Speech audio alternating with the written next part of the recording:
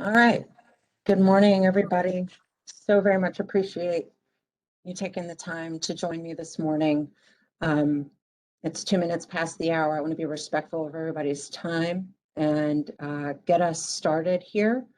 It's really good to quote unquote see you all. Um, it's been a long haul with COVID, and I'm hoping that in meetings to come, we'll be able to do things like this in person again. Welcome. For those of you who don't know me, I am Jennifer Munt. I serve as the Senior Policy Advisor and the Offshore Wind Coordinator in the North Carolina Department of Environmental Quality here in Raleigh. Like I said, I appreciate you all taking some time to join my colleagues and me this morning to provide you with a brief update on North Carolina's recent offshore wind activities and to get refreshed on the role of the Bureau of Ocean Energy Management State Renewable Energy Task Force and the next steps for our safe and environmentally sound development of renewable energy resources off our coast. I'm going to go ahead and share my screen, take y'all through a brief slide deck as soon as I get the right document up.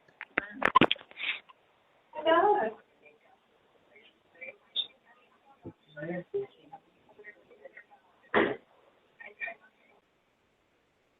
see. Is this going to work? Is technology going to fail me?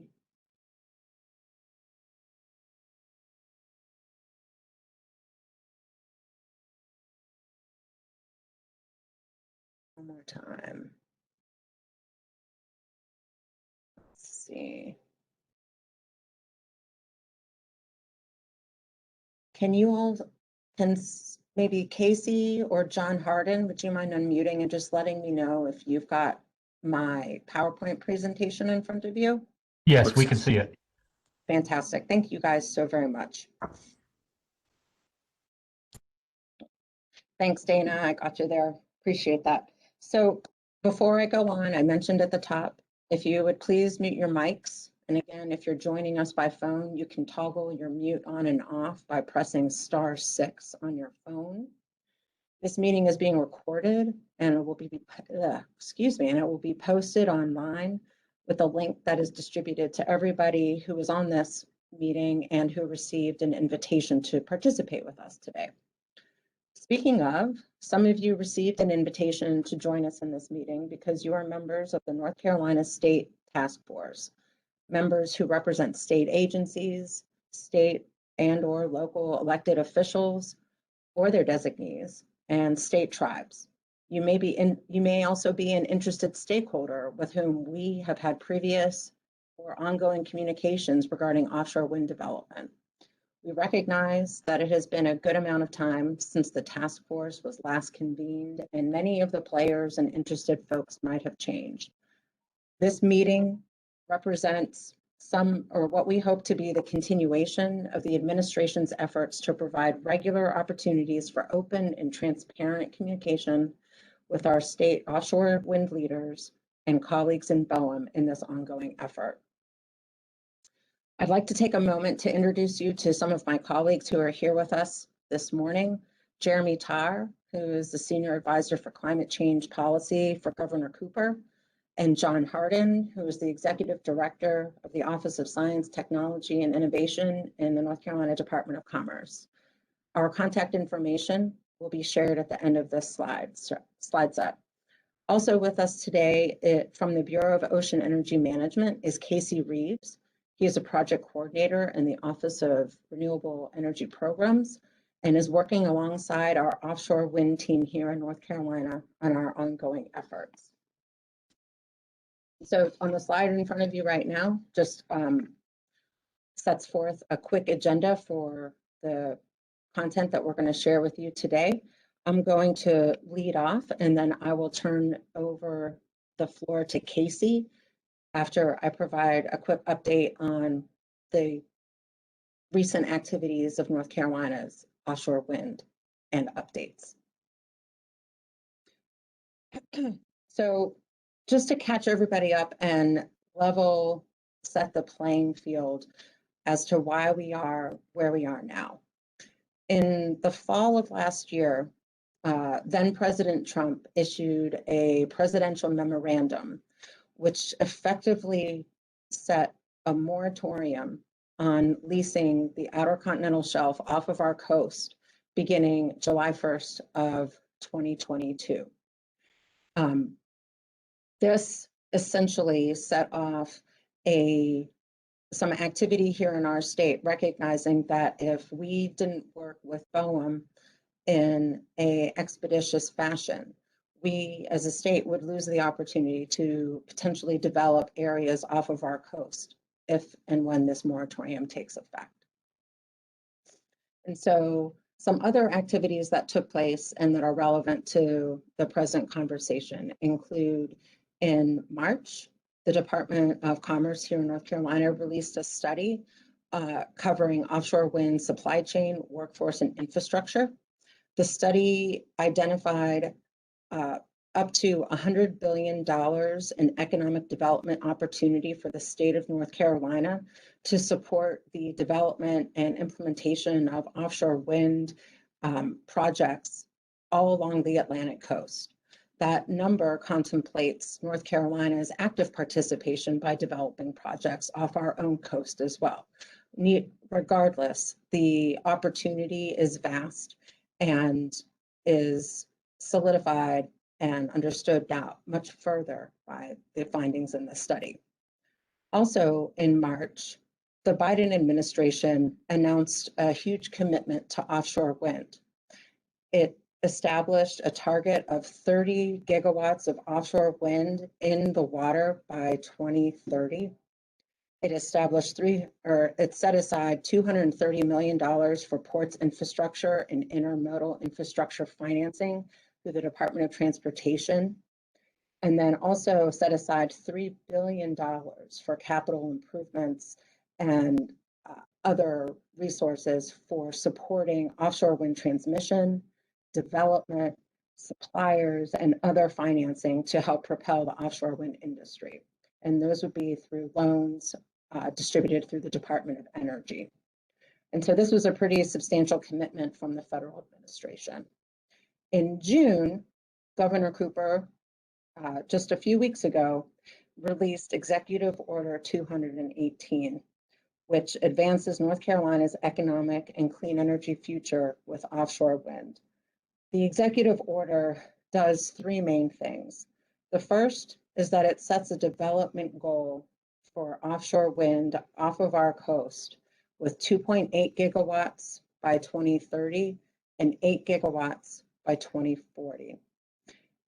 The EO also establishes the North Carolina Task Force for Offshore Wind Economic Resource Strategies, or as we like to refer to it as NC Towers, to provide expert advice for advancing North Carolina's offshore wind energy projects, economic development, job creation, and workforce development. The NC Towers Task Force is intended to include representatives from industry, local governments, coastal interests, and all manner of other interested stakeholders who can help advance and propel this industry in a safe and environmentally sound and smart economic way. And then lastly, Governor Cooper's executive order also establishes and designates key personnel from across the administration to support and lift up offshore wind as we implement and execute on the order. It includes identifying a clean energy position in the Department of Commerce, and it designates coordinators for offshore wind in both my agency, the Department of Environmental Quality, as well as the Department of Military and Veterans Affairs, to represent military and other pertinent military-related interests across the state as they might interplay with offshore wind. Also in June, a couple of days after the executive order was published, some of you might have received a save the date email from our colleague Casey Reeves, who I'll turn the mic over to in just a minute. That save the date indicates that Boehm is working with us in North Carolina to advance the leasing of our existing wind energy areas off of our coast. And we greatly appreciate Boehm and Casey and his team's commitment to working with us on what we understand to be is a fast-tracked, expedited, and likely never before done so quickly schedule to move this effort along. And then moving forward, looking ahead to just a few weeks, 2 weeks from today, actually, is the scheduled Carolina Long Bay Renewable Energy Task Force meeting that Boehm will host and facilitate. And several of us who are here on this call will be a part of either as members of the task force or presenting content and information alongside Boehm. And so with that, Casey, I will advance your slides if you just indicate when you are ready. And I'm going to go ahead and just make sure that you are unmuted. Thank you. Yeah, thanks, Jennifer, and thanks for that good recap. So I won't read these slides to you. I was asked today to present kind of a Task Force 101 to the group on what the task force meeting consists of and how Boehm's process works. And although I think Jennifer mentioned that this is a fairly expedited schedule, I want to make sure folks are aware that it is a thoughtful schedule and it is not born out of just recent events. I am, as Jennifer mentioned, a project coordinator in the Office of Renewable Energy Programs. I have been working on activities from Virginia down to Georgia for the Bureau for about the last decade. And we have, this is a step in a very long process. We've coordinated throughout administrations to inform Boehm's decision making. Boehm is a bureau within the Department of Interior. We get our authority from the Energy Policy Act of 2005, and we manage the lead federal agency role for permitting, leasing offshore renewable energy projects. And so a task force is a body, an intergovernmental body required under the FACA, Federal Advisory Committee Act, I believe, to be made up of members of state, local officials, and federal entities. So it's, in large terms, public servants as well as federally recognized tribes. And we convene this body at milestone events in the process. And so although all of the members exist and have their own interest and initiatives, and Boehm doesn't close up shop at the end or open up shop at the beginning of a task force. We continuously engage with our stakeholders in the Departments of Defense, Department of Commerce, through NOAA, through Fish and Wildlife Service, National Park Service, state agencies, completing. So behind the scenes, there are lots of studies and lots of reviews that take time and are ongoing. And when we have a milestone event, we convene a task force.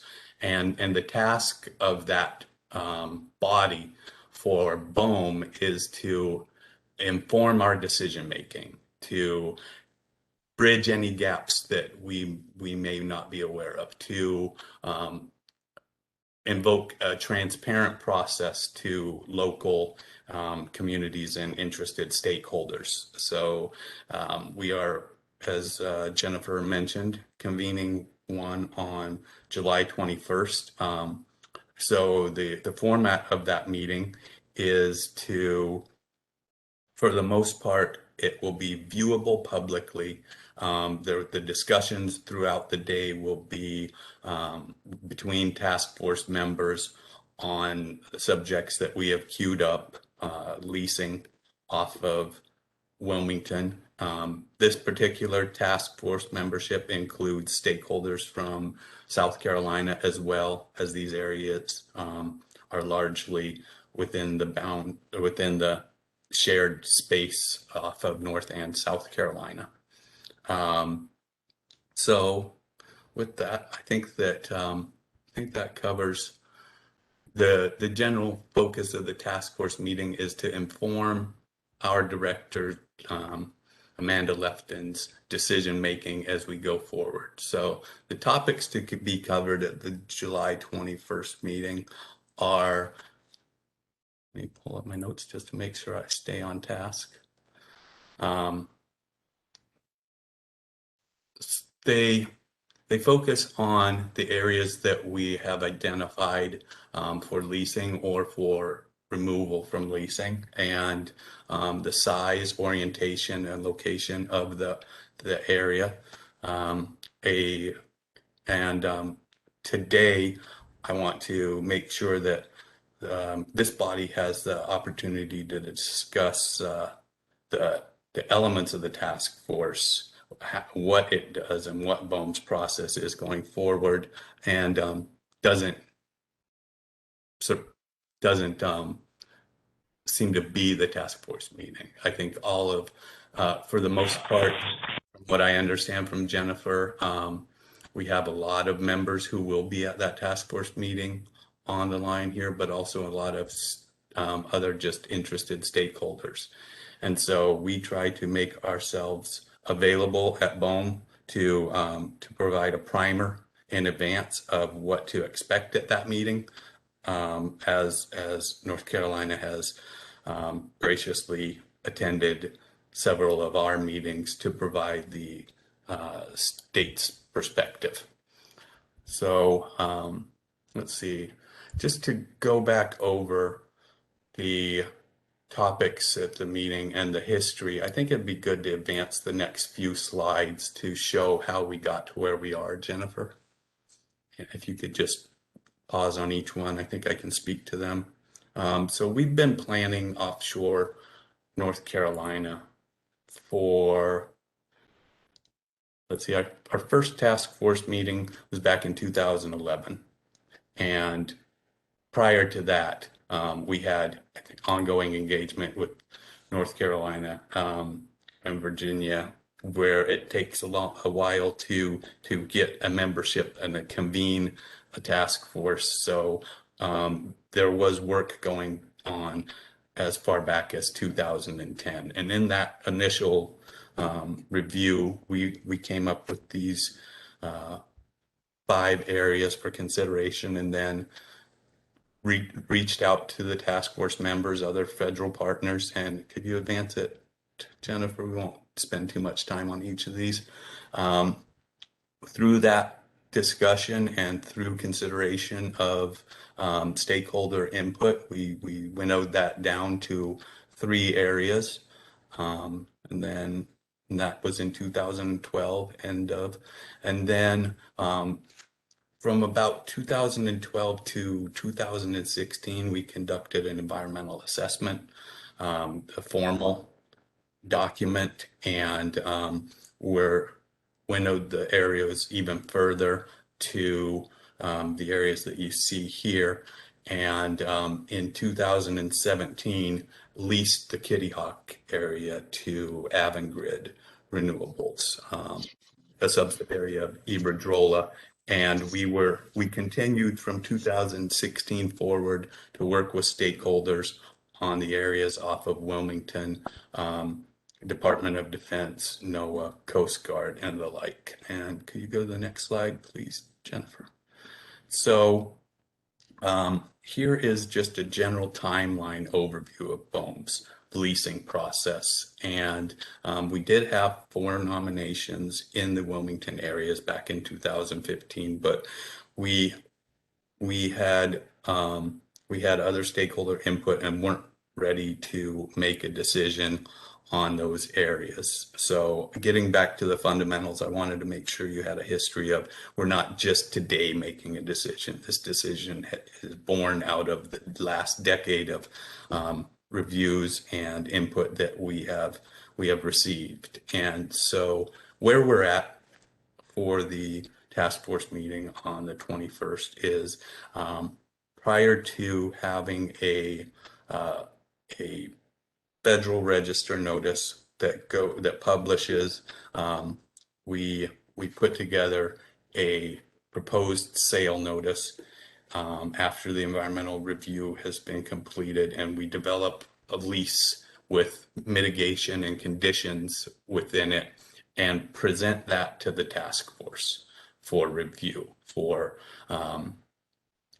prior to publishing it. And it's a deliberative document within the task force members to get input as we seek to pass through the next milestone of publishing that document in the Federal Register for interested companies to solicit nominations and their qualifications on the areas. So what has been distributed to the task force within the last week is that proposed sale notice and a accompanying lease that contains mitigation that we derived from our internal consultations with other agencies, as well as conditions related from other federal agencies on protecting species and other sensitive elements in the environment. So that is where we are at in the process. There are several opportunities for public comment going forward. There will be a public comment period offered and available at the end of the task force meeting after folks have listened to the deliberations throughout the day. And we would appreciate any comments that you have at that time. They can be, we open up the floor to commenting at that time. And then when the proposed sale notice is published this summer, it's likely it's likely this summer that we'll have, we always have an open opportunity for public comments at that time for 60 days. And then there's a final sale notice that will be issued prior to the moratorium, and an auction will occur prior to, as Jennifer mentioned, the moratorium going into effect July 1, 2022. So I think I threw a lot out there all at once, but with the intention to hopefully give you a primer as to what the task force meeting body is tasked with. And I did want to get through it relatively quickly because I didn't want to assume what questions you may have. And so I think that's all I have right now, and I'm going to turn it back over to Jennifer to follow up with. I'm not sure how you want to do Q&As, but I'd rather answer questions than assume I know what you want to ask. Casey, thank you so much for that excellent primer and giving us all a level setting as to where we are now and where we are going forward with Boehm in this process. And so I'm going to wind up these slides here in a moment, but before I do that, I wanted to show y'all that here's the contact information for the offshore wind leads here in the state. They include myself and my colleagues, John and Jeremy, who I introduced earlier on in this presentation. I will be posting this presentation along with a PDF of these slides following this morning's discussion. And so y'all will be able to access all of us and the hyperlinks that were included within the body of this slide deck as well, so that you can see some of the primary resources to which both Casey and I referred in our remarks. With that, we will shift into about an hour of available time to take your questions and comments. I'm gonna stop sharing, so give me a moment to make sure that all of the technology doesn't doesn't take me down with it. If you would like to ask a question or make a comment, please raise your hand using using the tools that are allotted to us. Send a message to either me privately or to John Harden in the chat box, or you can post your question to everybody for viewing in the chat box. This time is meant to be for all of y'all to ask us questions and learn more as it pertains to the task force and the process and the procedures that will follow. So the floor is yours. Okay, so Ms. Bartos, thank you for your question. For those of you who aren't online and might not be able to see the chat box, Ramona Bartos has asked if a list of both the state and Boehm task force members could be shared. We can provide that to you. I think Boehm has been tracking on that. We've been working with them, and we can share that with you in the coming days. Casey, is that public knowledge that we can push out?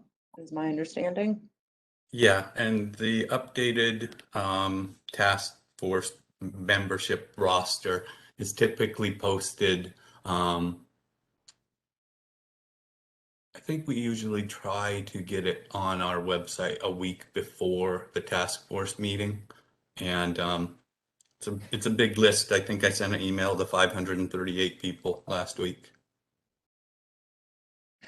Thanks, Casey. And Ramona, I'll note if you are interested, I can also include a list of the North Carolina stakeholders who are all invited to this call as well. And there are about 380 folks, and that's comprised of North Carolina task force members as well as interested stakeholders. So I've seen another question come through the chat. Casey, I think this one is going to be directed towards you. The individual asks or indicates that the timeline seems extremely aggressive. How confident are you or the agency in meeting the confines of the schedule? We're pretty confident in meeting the schedule that we've set out. I think that we were tasked with finding a reasonable balance and having the agencies that we have been in constant discussion with updating their information and having a realistic expectation, I think leads us to an increased confidence that we can complete this in as expeditious of a way as possible under the existing constraints.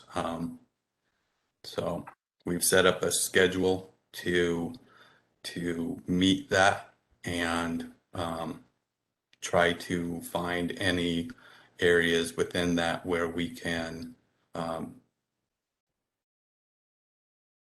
engage meaningfully early on.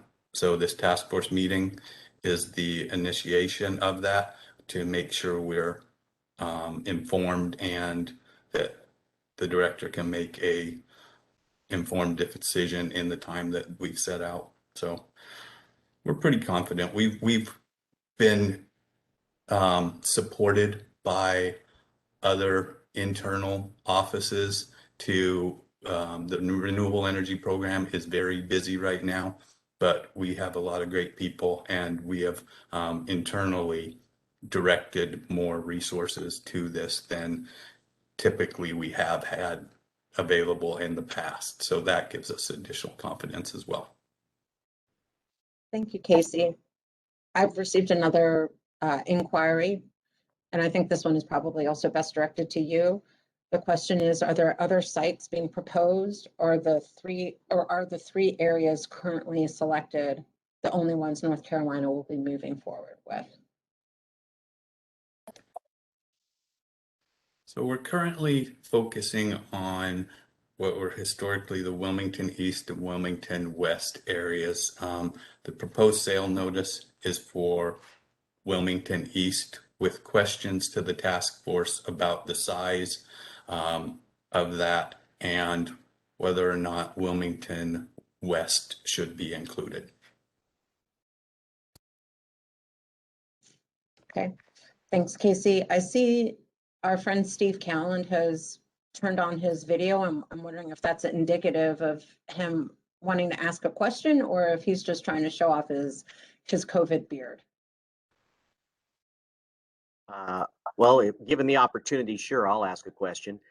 I was a little curious about what the prospects were as we work through Wilmington East and West of additional wind energy areas being identified sometime in the future. I know that some of the northeastern states seem to have had more success in obtaining larger spaces to work with, and I'm curious as to whether North Carolina, which has such a large coastline and such shallow waters off the coast, would have additional opportunity to seek out new opportunity in the future. I'll take, if it's all right, I'll take a quick stab at that, Steve. I think that's a enthusiastic yes. I think we would love to see additional wind energy areas identified for potential development, especially as the technology has advanced and we've seen some true promise with floating offshore wind to take advantage of all of our OCS lands and opportunities. However, at the present time, we recognize that our request of Boehm is already extremely timely and aggressive, and that they're throwing a lot of resources to advance this leasing request in the next less than a year. And so I think we're comfortable putting identification of new wind energy areas on pause for the time being, and hopefully working and partnering with Boehm after leases are executed next year to identify those new wind energy areas, especially if we're going to be on target to meet the goals that are set out in EO 218 for that 2.8 by 2030, and then the big number, the 8.0 gigs by 2040. We're going to need additional wind energy areas developed off our coast to achieve those big goals. So, but we've got time to do that, and we've got this short-term priority in front of us, and that's what we're looking at right now. But Steve, that's a great question, and I appreciate that. Casey, I don't know if you want to add on or reflect on that as well. Otherwise, we've got more questions. To put it into context, I think it's good to take a step back and realize that where we are with Wilmington East right now was a decade-long process. Although the moratorium may go into place, it doesn't prevent us from continuing to do studies and analysis. It prevents us from executing leases. And so if you were to transcribe that previous decades-long process to make informed decisions, that it's reasonable that planning for additional areas could occur. It's just that the moratorium disallows us from executing leases. All right. Thank you, Steve. Great question. I'm going back to the chat function, and I do see some folks' hands have raised. So if you just be patient, I'm trying to get to your question or hand raise in the order in which I've seen them come up to the best of my ability. So appreciate your patience, folks. Casey, in the chat, everybody should be seeing there's an inquiry regarding stakeholders. The individual is asking at what point will the military be involved for input? That they recognize that they were involved in the past, but current mission requirements need to be addressed. How involved and included is US DoD in the bases? Yeah, so a lot of the behind the scenes discussion that folks I think don't see occurring is we've had continuous discussion since 2016 when we moved forward with Kitty Hawk and had some unresolved discussions with the Department of Defense over the last 3+ years, ongoing analysis, including work with MIT's Lincoln Laboratories on certain radar interferences and operational activities to keep pace with what DoD's interests were in the areas changing over the F-35s and different operational activities. And we just, February of 2020, got an updated analysis from the Department of Defense. They're now using what they call a clearinghouse to provide an umbrella review as our agencies, our bureau's single point of contact. The Department of Defense has used their chain of command to review our projects, along with folks at the Pentagon and NORAD, along with we appreciate their reaching out to local base officials. They may be our single point, but they consolidate local bases interest and present those to us, because having worked off of Norfolk for the last decade as well, there's no substitute for local knowledge and activities. So hopefully that answers your question. Our last assessment was completed February 2020, and the Department of Defense Clearinghouse official and potentially, I'm not sure who they will have for support staff, will be presenting on their findings at the task force meeting. Fantastic. Thank you, Casey. And I would just note that at the state level, we have included and invited active participation from our Department of Military and Veterans Affairs. And it is our hope and intention that they are conveying and sharing all of this information with the base installations and the commanders and leaders in the communities that support those bases, so that everybody is kept informed and up to date of all of these activities. Another question in the chat that came through just to me, Casey, concerns Brunswick County. The majority of the concerns that have come from elected officials in the county relate to potential visibility from the shore and possible negative impacts on tourism. The question is, are there any simulations available that estimate visual impacts? And is there any quantitative data available on likely impacts to tourism?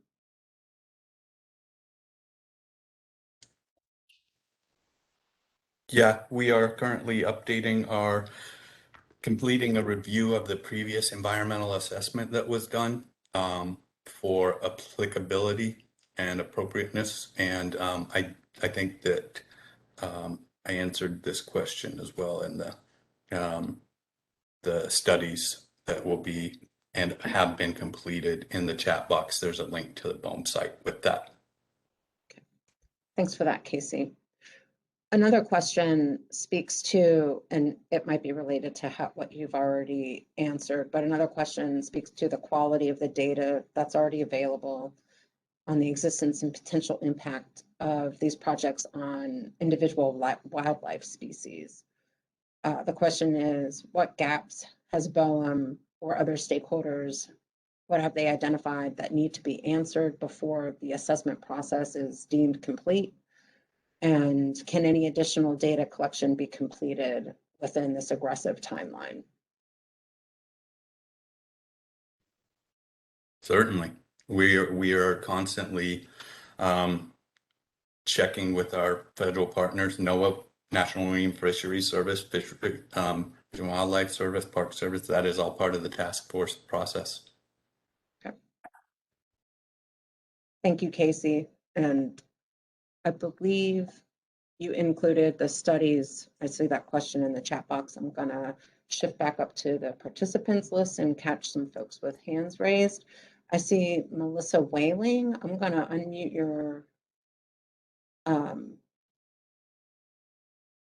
your phone or your line. You can ask your question when you're ready. Thanks, Jennifer. Can everyone hear me?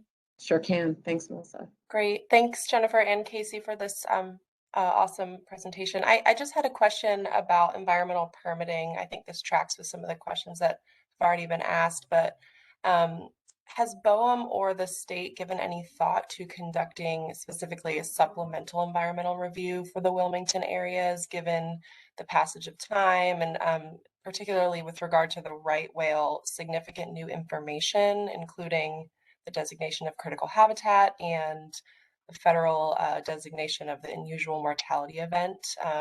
Basically, are there plans for supplementary review, or are you considering supplemental review? Thanks.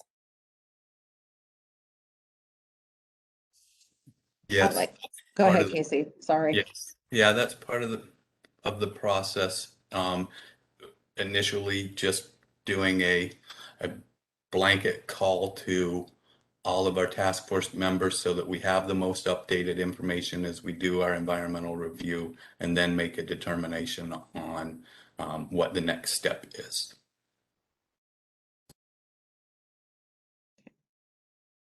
Thanks, Casey. That clears the question and raised hand queue. Oh.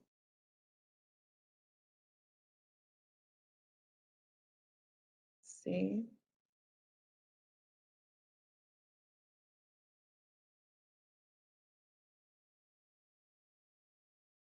Does anybody else have questions that they would like asked?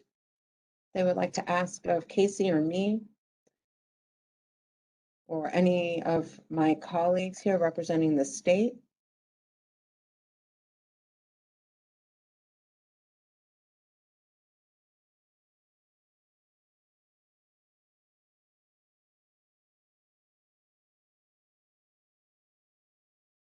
I'll note that I just heard from Greg Bethia with our Department of Military and Veterans Affairs here in the state.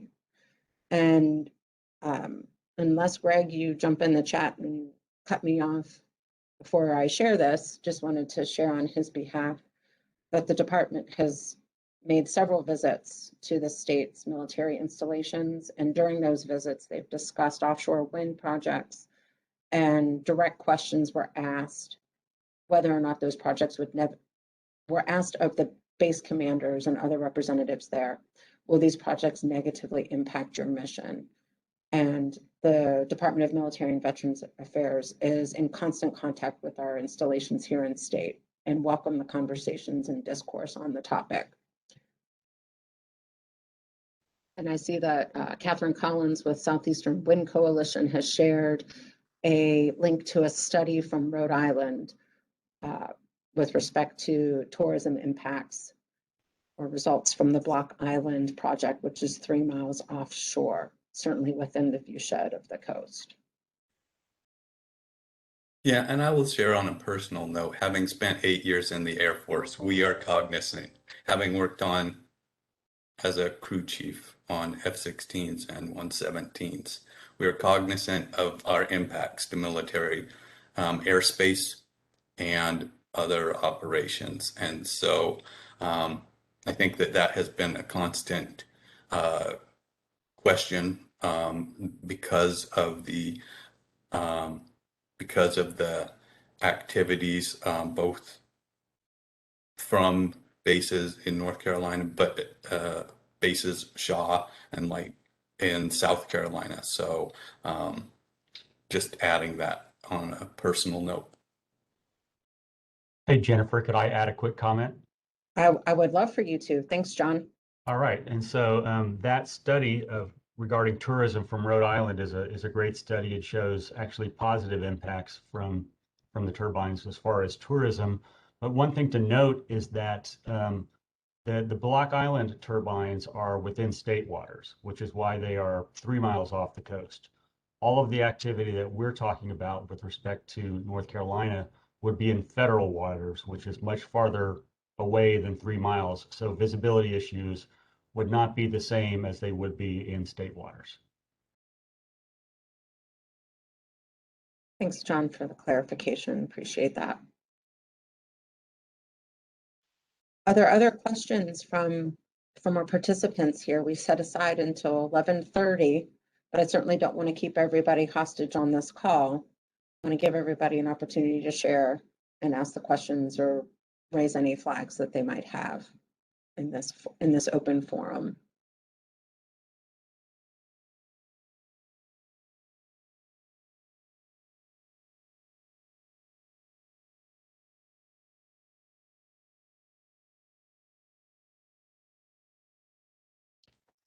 Well, I'll take just 30 seconds, and I want to thank I know everyone is busy, but I want to thank everyone for sitting and listening in. It's definitely beneficial, I think, going to the task force meeting to have the fundamentals down, and knowing how busy the remote world is right now. I appreciate everyone's interest in the discussion. Thanks, Casey. And we certainly appreciate you joining us here today.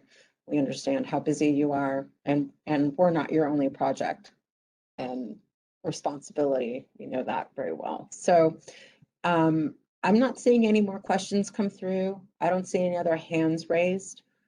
And again, like I said, there's nothing I like better than giving people time back in their day. So I'm pleased to be able to take us to the close of this meeting a little bit earlier than we had anticipated. Like I said, I will send out a PDF of the slide deck to everybody who participated and received an invitation to join us today. Feel free to share it with your colleagues and other interested parties who might not have been able to join us. As soon as the recording is uploaded and linked, I will also share that link with y'all so that you can, again, distribute that as you feel it might be helpful to your colleagues and other interested stakeholders. You have my contact information from the various communications you received from me. You can also reach out to John Hardin with questions as they pertain to economic development and commerce. And Jeremy Tarr is also on our WIN team, representing the governor's office and interest therein. Casey's contact information has come through to all the members of the task force, inviting them to participate in the meeting 2 weeks from today. I believe there will probably be additional communications forthcoming as we get closer to the date. And just want to say thank you all so much. We look forward to ongoing collaborative and open work with all of you as this process moves forward. And I think with that, I'll close us out here. Casey, anything else? Great. No, thanks for setting up the forum, Jennifer. No, you're welcome. And again, thank you everybody for your participation and work with us. We look forward to ongoing collaborations with everyone. We'll see everybody on the 21st. Thank you.